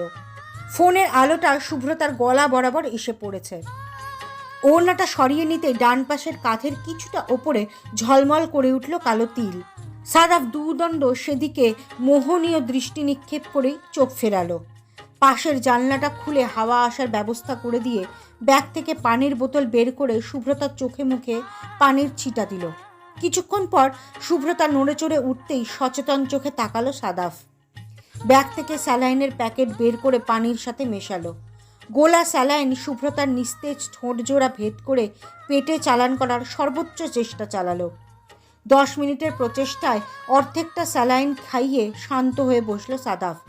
সিটে গা এলিয়ে দিয়ে শুভ্রতার মলিন মুখের দিকে এক দৃষ্টে তাকিয়ে রইল সে। রাস্তার পাশের ল্যাম্পপোস্টগুলোকে পাশ কাটিয়ে যাওয়ার সময় ক্ষণিকের জন্য ঝলকে উঠছিল শুভ্রতার মুখ। কখনো বা চাঁদের ঝাপসা আলোয় হাজারো ডালপালার ছায়া নামছিল তার মুখে। সেই আলো ছায়ায় খেলাময় মুখটাতে সব কিছু ছাড়িয়ে গিয়েছিল মায়া, এক ভালোবাসাময় বিষাদ মায়া। যে মায়াটাতে সাদাফকে হঠাৎই ডেকে ওঠে, কাছে ডাকে, খুব কাছে। সাদাফ ছোট্ট করে দীর্ঘ নিঃশ্বাস ফেলল। মেয়েটা প্রেশার ফল করছে মনে হয়। আচ্ছা, এই বয়সে লো প্রেশারে পাল্লা কি করে পড়লো মেয়েটা? নিশ্চয়ই ঠিক মতো খায় না, নাকি টেনশন করে? কিন্তু কি এমন টেনশন তার? কথাগুলো ভাবতে ভাবতেই নিজের রুমাল ভিজিয়ে নিয়ে শুভ্রতার দিকে খানিকটা চেপে ধরল সাদাফ। শুভ্রতার নাক, মুখ, গলা ভেজা রুমাল দিয়ে ধীরে ধীরে মুছতে লাগলো সে। শুভ্রতার অস্থিরতা কমাতে গিয়ে নিজের বুকেই অপরিসীম এক ধুকপুক টের পায় সে। কিছুক্ষণের জন্য থমকে যায় তার হাত। গভীর চাহনিতে পর্যবেক্ষণ করে শুভ্রতার মুখ। হঠাৎই কিছু একটা ভেবে ভ্রু কুঁচকে সোজা হয়ে বসে সে। সিটে গা এলিয়ে দিয়ে চোখ বন্ধ করে। বেশ কিছুক্ষণ চোখ বন্ধ রাখার পর চোখ মেলে তাকায়। শুভ্রতা বাসের ঝাঁকিতে সামনের দিকে হেলে পড়েছিল। সাদাফ দ্রুত হাতে শুভ্রতাকে কাছে টেনে নেয়। শুভ্রতার মাথাটা নিজের বুকে রেখে বাদবাকি স্যালাইনটুকুও খাওয়ায়। শুভ্রতার কপাল কুঁচকে মৃদু মৃদু চুমুক দিয়ে বাচ্চাদের মতো স্যালাইন খেতে দেখে মৃদু হাসে সাদাফ। বোতলটা পাশে রেখে নিজের অজান্তেই এক রাশ প্রশান্তি নিয়ে দু হাতে শুভ্রতাকে নিজের বুকের সাথে মিশিয়ে নেয় সে। অচেতন শুভ্রতাও কুটিসুটি হয়ে পড়ে থাকে সাদাফের বুকে। শেষ রাতের দিকে কুমিল্লায় এসে বাস থামল। গাড়ির লাইটগুলো জ্বলে ওঠার আগেই শুভ্রতাকে নিজের থেকে সরিয়ে সোজা করে বসিয়ে দিল সাদাফ। নিজের টি শার্টটা টেনে টুনে ঠিক করে নিয়ে হাফ চেড়ে বাঁচল সে। নিজেকে কেমন একটা চোর চোর অনুভূত হচ্ছে তার। আচ্ছা, সে কি কোনোভাবে শুভ্রতার অসুস্থতার সুযোগ নিল? নিজেকে করা প্রশ্নে নিজেই ভ্রু কুচকালো সাদাফ। মনের মাঝে এমন অদ্ভুত প্রশ্ন তৈরি হওয়ায় খানিক অবাক হলো সে। কিছুক্ষণের মাঝেই বাস কলরব মুখর হয়ে উঠল। এই লম্বা জার্নিতে এই এতটুকুন ব্রেকের জন্য সবারই যেন রাজ্যের হহুতাশ। সবাই ধীরে ধীরে নেমে যেতেই শুভ্রতাকে ডাকলো সাদাফ। আরাফ আর সেফা সিটের কাছে এসে দাঁড়িয়েই প্রশ্ন ছুড়ল। কি হয়েছে? সাদাফ স্বাভাবিক গলায় বলল, তেমন কিছু নয়, শরীরটার দুর্বলতায় গভীর ঘুমে তলিয়েছেন। সেফা কপাল কুঁচকে তাকালো। কয়েক পা এগিয়ে গিয়ে শুভ্রতার হাত ধরে জোরে ঝাঁকিয়ে বলল, বাসে আবার গভীর ঘুম কিসের? এই শুভ্রতা, ওঠ। সাদাফ এগিয়ে গিয়ে সেফাকে থামাতে উদ্যত হতেই চোখ খুলল শুভ্রতা। সাথে সাথেই থেমে গেল সাদাফ। সবাইকে নামতে বলে চুপচাপ বাস থেকে নেমে গেল সে।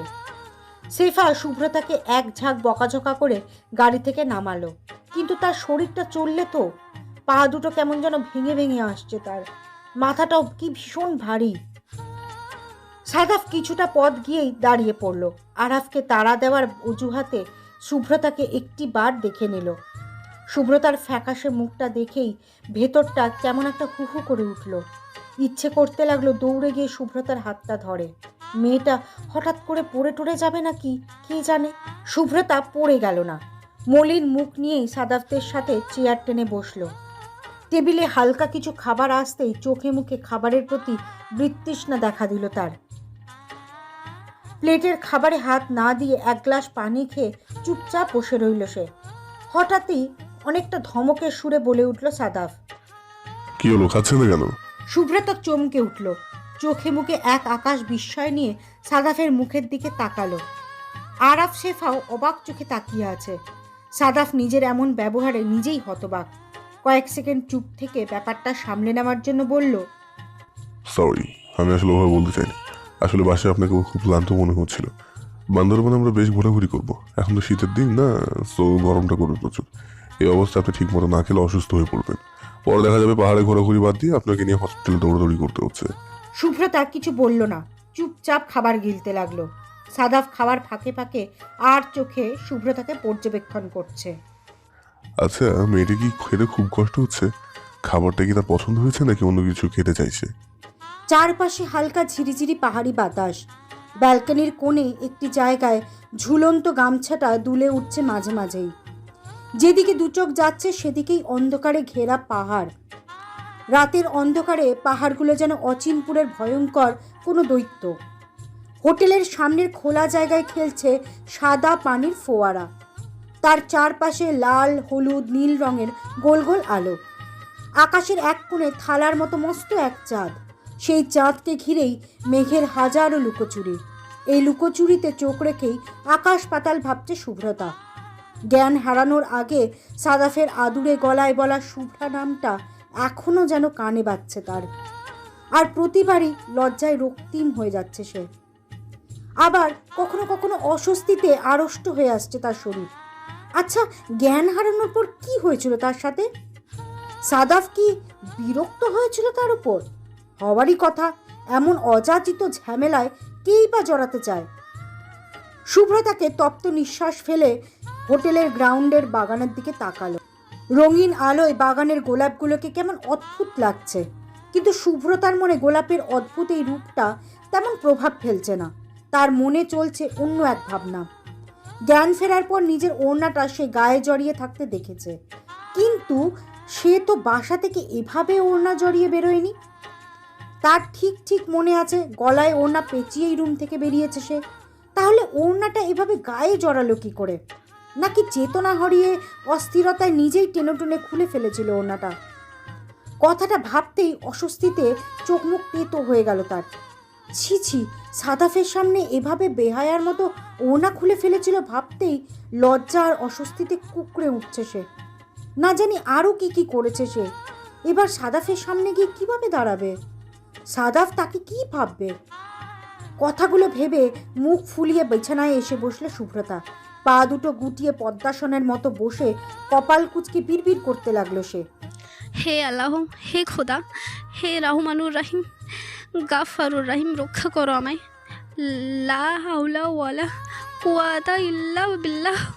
এই দেখো তওবা করছি, এরপর থেকে সাবধানে থাকবো আমি, কিন্তু প্লিজ এই লাস্টবারের মতো রক্ষা করো আমায়।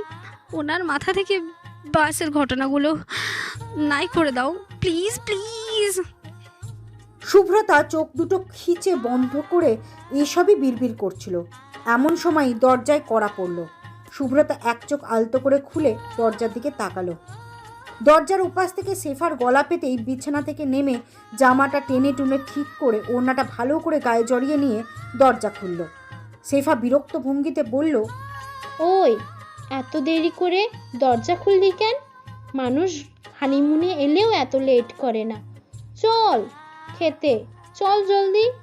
আজকে সারাটা দিন ঘর থেকেই বের হোসনি, ঘুমিয়ে ঘুমিয়ে দিনকে রাত বানিয়ে দিয়েছিস। এবার তো কিছু খেতে হবে নাকি? শুভ্রতা হাসার চেষ্টা করে বলল, চলো। শুভ্রতা শেফার সাথে হাঁটতে শুরু করতেই গল্পে মাত্র শেফা।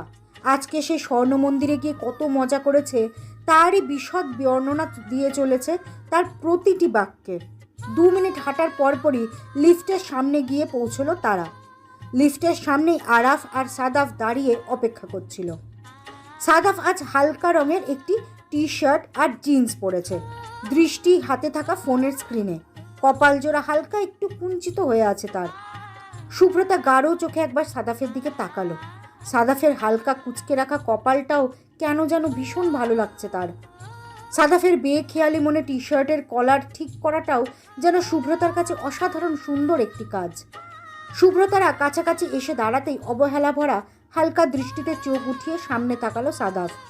আবারও ফোনের দিকে চোখ ঘুরিয়ে নিয়ে আরাফকে উদ্দেশ্য করে বলল, ওরাও তো চলে এসেছে, এবার চল। কথাটা বলে এক মুহূর্ত অপেক্ষা না করে লিফটের বোতাম চেপে লিফটে উঠে গেল সে। তার পেছনে পেছনে উঠে এলো আরাফ, শেফা আর শুভ্রতা। শুভ্রতা আর চোখে সাদাফকে খেয়াল করছে, অথচ সাদাফের সেদিকে কোনো দৃষ্টি নেই। সাদাফ শুভ্রতার দিকে একবার তাকালেও লজ্জায় মরে যাবে শুভ্রতা, তবু কেন যেন মনে প্রাণে চাইছে সাদাফ তার দিকে একবার তাকাক, অন্তত একটা বারের জন্য হলেও তাকাক। কিন্তু সাদাফ তাকাচ্ছে না, আর চোখেও না। সাদাফের এই ডোন্ট কেয়ার ভাবটা একদমই সহ্য হচ্ছে না শুভ্রতার। রাগে শরীরটা জ্বলে যাচ্ছে তার।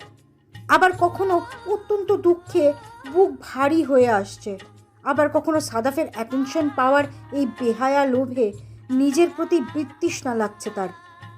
নিজের আত্মসম্মান বোধটা যেন তুমুল যুদ্ধ চালাচ্ছে।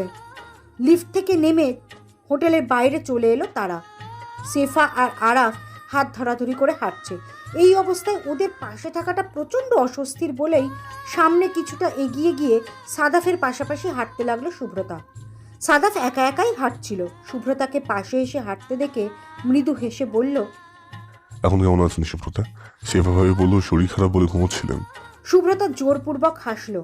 সাদাফের মুখে শুভ্রা নামটা শোনার পর থেকে শুভ্রতা নামটা যেন বড্ড আগাছালো বেমানান লাগছে। বলতে ইচ্ছে করছে, আপনি আমায় শুভ্রা বলেই ডাকুন না, কিন্তু বলা হলো না। তার পরিবর্তে বলল, আমি জার্নিংটা তেমন করতে পারি না, তারপরও এত লং জার্নি। কিছুদিন যাবৎ এমনিতেই শরীরটা একটু দুর্বল ছিল, এই জার্নিতে 16 কলা পূর্ণ হলো। তবে সারাদিন ঘুমানোর পর এখন অনেকটাই ঠিক আছি। সাদাফ হাসলো। শরীর খারাপ নিয়ে এতটা দূরে না আসলেও পারতেন। সাদাফের কথায় মেজাজ চটে গেল শুভ্রতার। তার মানে কি শুভ্রতার উপস্থিতিতে সাদাফ খুশি নয়? বাসের কারণটাই সে বিরক্ত? সেই ওনাজনিত বিষয়টাই বা কি করে নিয়েছে সে? শুভ্রতার মনে আবারও এক ঝাঁক অস্বস্তি ভর করলো। মুহূর্তেই কপালে সূক্ষ্ম চিন্তার ভাঁজ পড়ল শুভ্রতার। সাদাফ ব্যাপারটা খেয়াল করলো। শুভ্রতার মনের অবস্থা কতটা বুঝতে পারলো না, বোঝা গেল না। তবে সামনের দিকে তাকিয়ে মৃদু গলায় বলল,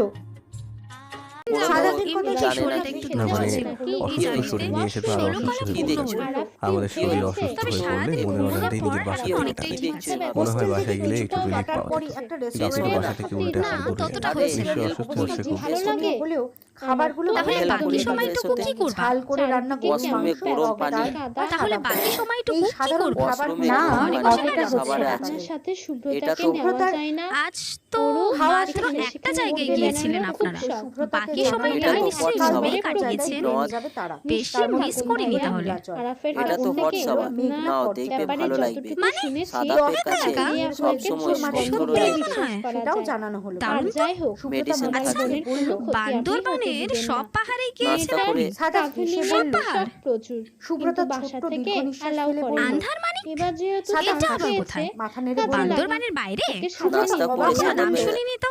নাস্তা করে সাদাপের কাছে সুব্রতা একটা বিস্ময় যেতে নিয়ে দেয় না বলল, পেনকিলার কেন? খেয়ে কাল যাবেন? পেনকিলার চলুন না খেয়ে যাই। দেখবে মাথাটাও আমাকেও সুব্রতা সাথে অনেকটা নেবেন এক্সাইটেড হয়ে বলল। প্লিজ?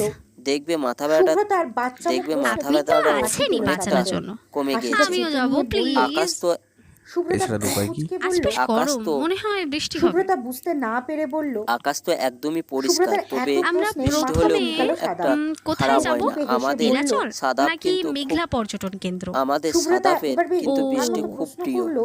বিষয়টা এটা সাদা কিন্তু এবার ঠিক না। হেসে বিশেষ উঠল। করে সে মেঘলা প্রথম সাদাপের আকাশ। থেকে হাসির সেটার কারণ বুঝতে বর্ণনা না দিয়ে পেরে লোভী তুই করে কিন্তু বেশি তুলছেন কিছু আমায়, জিজ্ঞেস করেননি, কিন্তু এটা লোভ সত্য। মেটানোর আবার আমি সময় রুমে বলছেন তা বসে সম্ভব বইটাও নয়। কিন্তু পমির সাথে এখন যদি যেইটা রাতের সুব্রতা নীলাচল দেখতে নাছোড়বান্দা চাই, গলায় বলল। নিশ্চয়ই তুই বলবেন কিন্তু- এটা সম্ভব নয় সুব্রতা। সাদা পাত্তা না দিয়ে বলল। তুই আমি কিন্তু পাহাড় খুব পমির পছন্দ সাথে সম্ভব নয় যেতে কেন? পারিস আর পাহাড়ে সাদা। এত সুব্রতা কাছাকাছি মুচকি সে এসে পাস আমার করে উপর লাল? বিশ্বাস করতে খারাপ কি করে? সাদা একটু সুব্রতার নিজের মতো করে কেন? কাছাকাছি না? পাহাড় নিজের তাছাড়া মনে এমনিতেও সন্ধ্যা পর্যন্ত। তো দিন সুব্রতার ঘুমু ঘুমু ফোলা তাছাড়া চোখে এমনিতেও ফুটে তো রাস্তার হলদে দিনের আলোগুলো মনে হচ্ছে বেশি পড়ছে নীল তীর আকাশটা জটায়। যেন হোটেলে পাহাড়গুলোর পাহাড়ে গায়ে ভালোভাবে লিয়ে উঠতে পড়ে পারলে আছে। একা একাই আমরা পাহাড় হোটেলে ওখানে উঠতে হয় গেলেই মুঠোয় নেওয়া সুব্রতার যাবে। কপালে পাহাড়ের পড়ে নিজস্ব একটা বিশাল ভাষা আকাশের আছে, নীল গান টুকরো শোনা। টুকরো। চলে যা আমরা আপনি হোটেলে তাকে যতটা ওয়েট বুঝতে করবো। চাইবেন সে যতবার আপনাকে যাবো, ততই কাছে টানবে। ততবার গিয়েছি। একসময় দেখবেন নেশা হয়ে গেছে। দার্জিলিং ফেরার মনের দিন মাঝে একসাথে রেখে দেওয়ার জন্য। আর এই নেশাটা আর একা একা কিছুই বেশি উঠলো। কোথায় ফেরার দিন যাবেন? একসাথে ফেরা পারবো কিছুই প্লিজ ফেরার আমিও দিন যাবো একসাথে সাথে। রেখে ফিরলেই দেওয়ার তো জন্য। হবে। আর কিছু দুদিনের মাঝে তবুও যাবো। আবেগী হয়ে নাড়াচাড়া আমার করার দুদিনের ভেবেছিলাম মাঝে জন্য খুব ফিরতে ভালো পারবি লাগে। না ওখান থেকে। সাদাব গোপনে আরে আর ব্যাপার সেই না, অ্যাডভেঞ্চার যা যদি তুই। পাহাড়ে সুব্রতা হয় এখনো এখনো তাহলে মাথা তো আমরা তো কোথায় নেই। চুপচাপ হেঁটে এখানে চলেছে। আছি, না সমস্যা জানি নেই। কত মেয়েটা সুন্দর কোথায় হবে কোথায় তো রাগ জায়গাটা। করে কেন? কথায় আছে মায়াবতী মেয়েরা অভিমানী হয়। তাহলে কি সুব্রতা মায়াবতী? নিশ্চয়ই মায়াবতী, সে সাথে সব রূপবতীও। পাহাড়ে গিয়েছি কিনা বলতে পারছি না, তবে অনেক পাহাড়ে গিয়েছি। আমার এখন আন্ধারমানিকে যাওয়ার খুব শখ। 2 বছর আগে চেষ্টা করেছিলাম, কিন্তু সেখানে পৌঁছানোর আগে ফিরে আসতে হয়েছিল।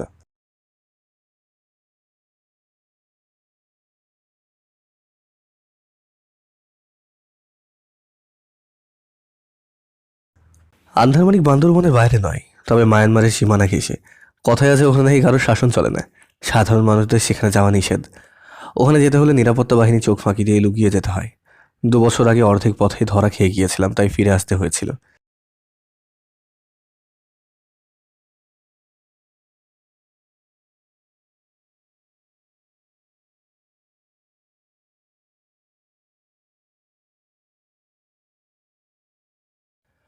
ওখানে কোনো বিজিবি ক্যাম্প নেই, কোনো নিরাপত্তা বাহিনী নেই।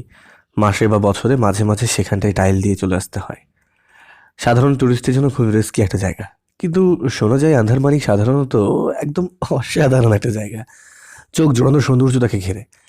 আন্দারমানিকের পর একটা ঝর্ণাও আছে, কিন্তু আমার ওই ঝর্ণা পর্যন্ত পৌঁছানোর খুব শখ।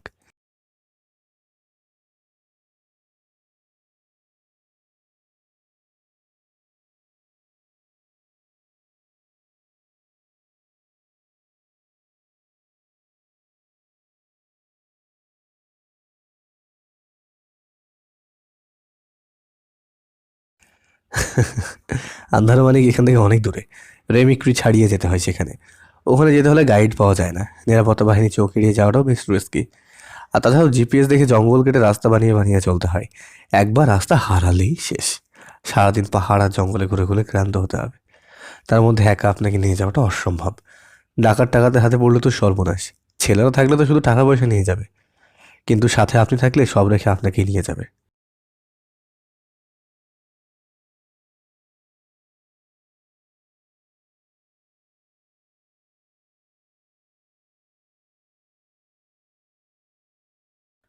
আমি কোনো সিনেমার হিরো নই সুব্রতা, একজন সাধারণ মানুষ মাত্র।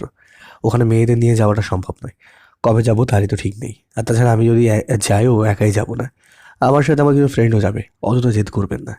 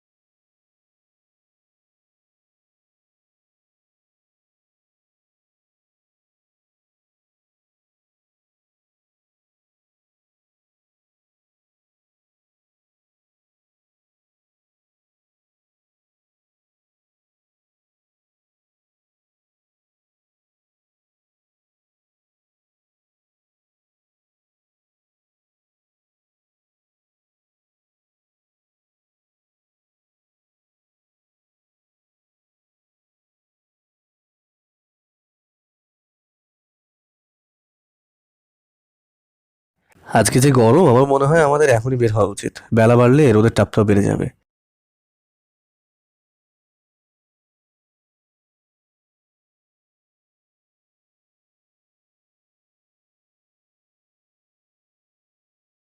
নীলচলে আগে যাব।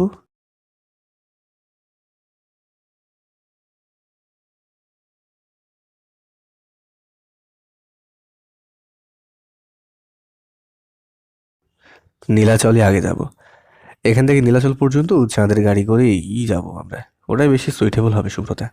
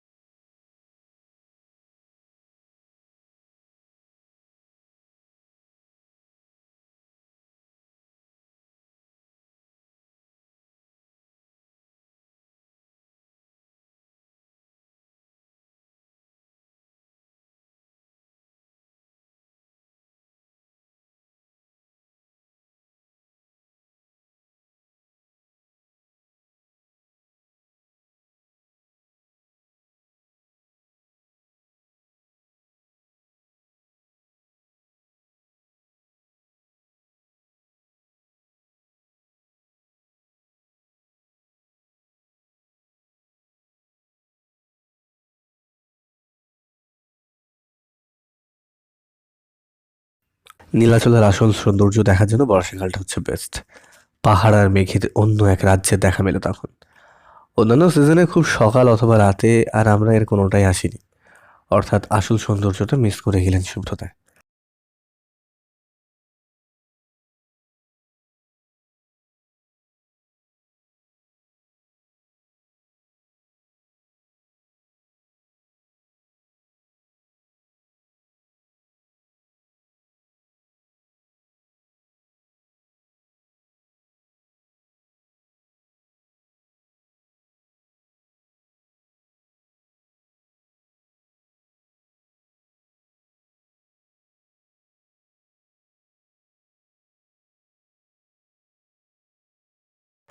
আমার হাতে থাকলে অবশ্যই দেখাতাম সুব্রতা।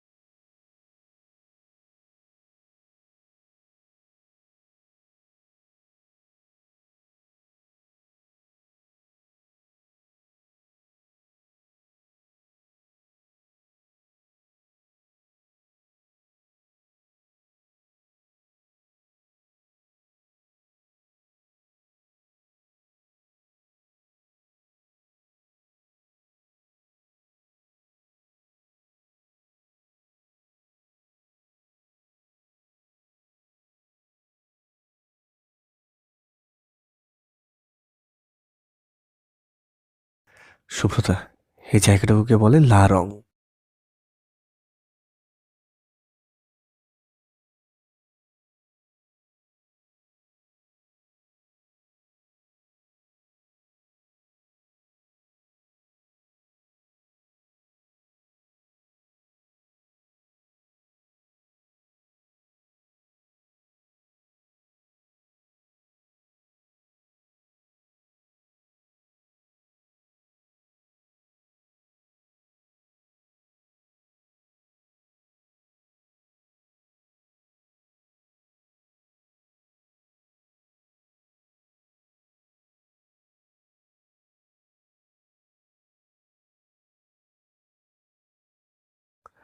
এই জন্য জায়গাটার নাম নীলাচল। পাহাড়ের গায়ে অদ্ভুত এক সুন্দর নীলাচল।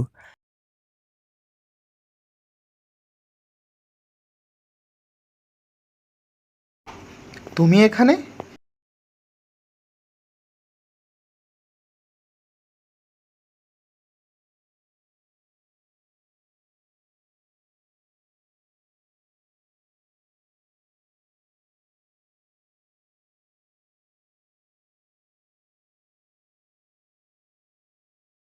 আরে মেহপ্রে,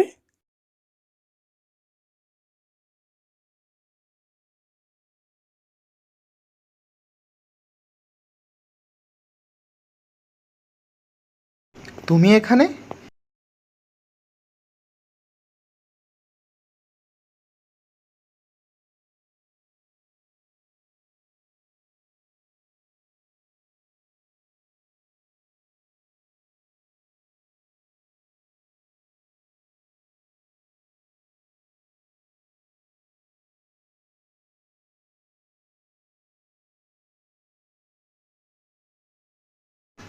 এখানে গাইডের কাজ করি দাদা। আপনি তো অনেক দিন পরে এলেন বান্দরবনে।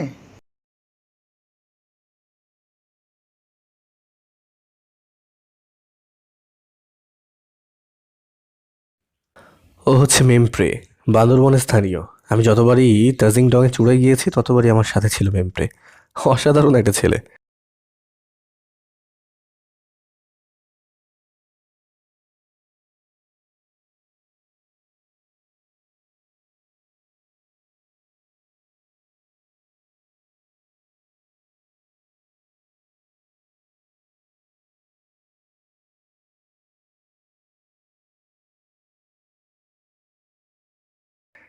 সে তো হবেই 7-8 বার।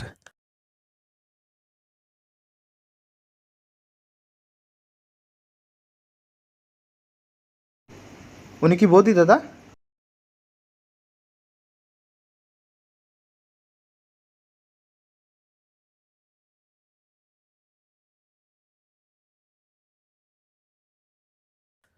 ও আমার বন্ধু শালিকা।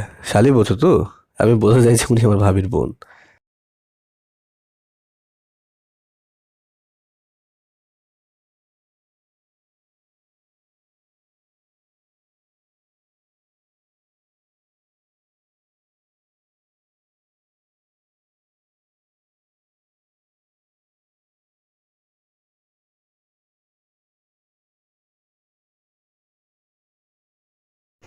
দাদা, আমরা একটা নতুন ঘর তুলেছি এবার। জমির চাষও ভালো হয়েছে। আপনাকে বলেছিলাম না ঘর করলে নিমন্ত্রণ দিব। আজকে চলুন না, আমিও বাড়ি যাচ্ছি আজ। যাবেন দাদা?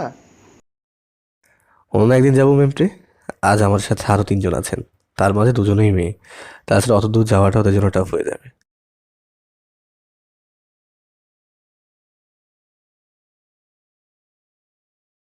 শেখরপাড়া, দার্জিলিং এর ঠিক নিচে আমাদের পাড়া।